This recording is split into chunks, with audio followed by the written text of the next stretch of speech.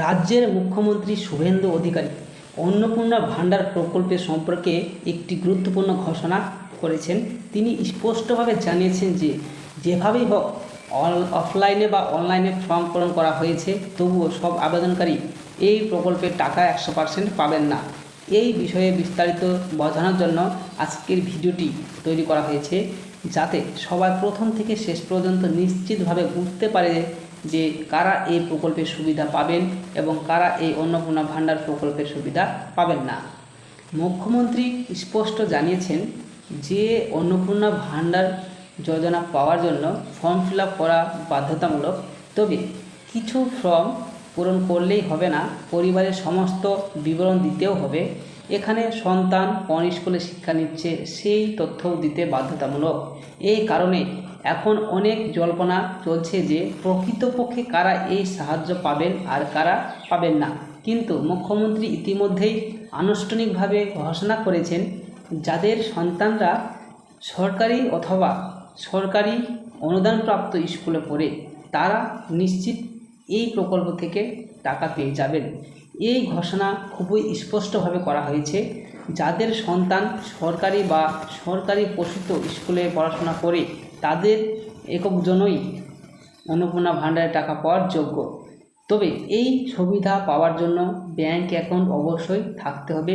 সেই ব্যাংক অ্যাকাউন্টের সাথে আধার কার্ডের লিঙ্ক ও ডিরেক্ট ব্যাংক ট্রান্সফার অর্থাৎ ডিবিটি লিঙ্ক সিস্টেম সংযোগ থাকতে হবে। এই শর্তগুলো মুখ্যমন্ত্রী পরিষ্কারভাবে উল্লেখ করেছেন। অন্যদিকে যদি কোনো ছেলে বা মেয়ে সরকারি স্কুলে পড়ে তাহলে সেই পরিবারের সদস্যরা এই প্রকল্পের টাকা পাবেন না। যদি এখন সম্পূর্ণ চূড়ান্ত সিদ্ধান্ত, এটি এখন মুখ্যমন্ত্রী শুভেন্দু অধিকারীর ক্ষমতায় আসার পর থেকে তিনি নির্বাচনী প্রতিশ্রুতিগুলো দ্রুত বাস্তবায়ন করতে চলেছেন। জুনেই বহু মানুষ অন্নপূর্ণা যোজনার টাকা পেয়েছেন। এখন রাজ্যের জুড়ে চলছে জনকল্যাণ শিবির, যেখানে প্রতিদিন অসংখ্য মানুষ এই প্রকল্পের জন্য আবেদন করেছেন। তাই এই প্রকল্পের বিষয়ে মানুষের অনেক প্রশ্ন উঠে এসেছে, কারণ আবেদনপত্রে গ্রহকর্তা সহ পরিবারের সকল সদস্যের ব্যাপক তথ্য দিতে হচ্ছে, যেমন জমির পরিমাণ কত, সন্তানদের স্কুলের নাম, কোন স্কুলে পড়াশোনা করছে, এছাড়াও কোভিড টিকার তথ্য ইত্যাদি। অর্থাৎ সরকার পরিবারের আর্থিক ও সামাজিক অবস্থা বুঝেই সুবিধা বিতরণ করতে চায়। অনেকের ধারণা, যাদের আয় একটি নির্দিষ্ট সীমার উপরে তারা হয়তো এই প্রকল্প থেকে বাদ পড়বেন।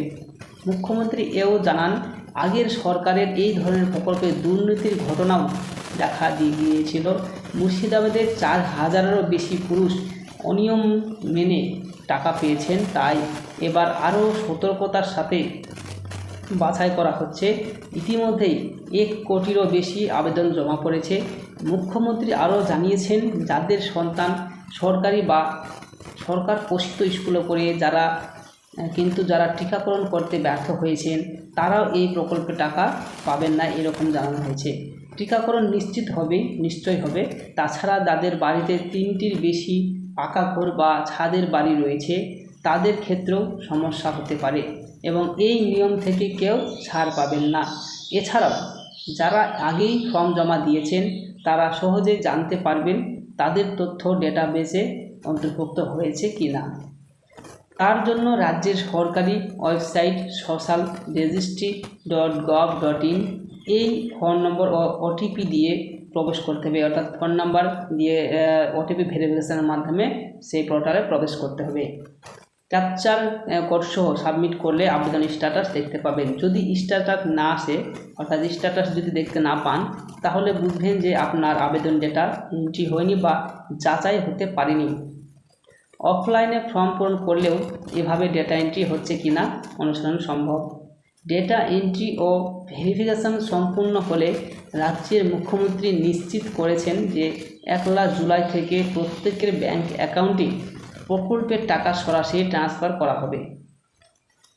আপাতত এই প্রকল্প সম্পর্কিত অন্য কোনো আপডেট নেই, তবে ভবিষ্যতে নতুন খবর পাওয়া গেলে তা সবাইকে জানানো হবে। ভিডিওটি যদি ভালো লাগে লাইক করবেন, চ্যানেলটি সাবস্ক্রাইব করবেন এবং আপনার বন্ধু বান্ধবের কাছে ভিডিওটি শেয়ার করতে ভুলবেন না, কারণ এই গুরুত্বপূর্ণ তথ্যটি তারা জানতে পারলে তাদের অনেক উপকৃত হবে। তাই সেই জন্য ভিডিওটি সকলকে শেয়ার করবেন এবং আমাদের পাশে থাকবেন।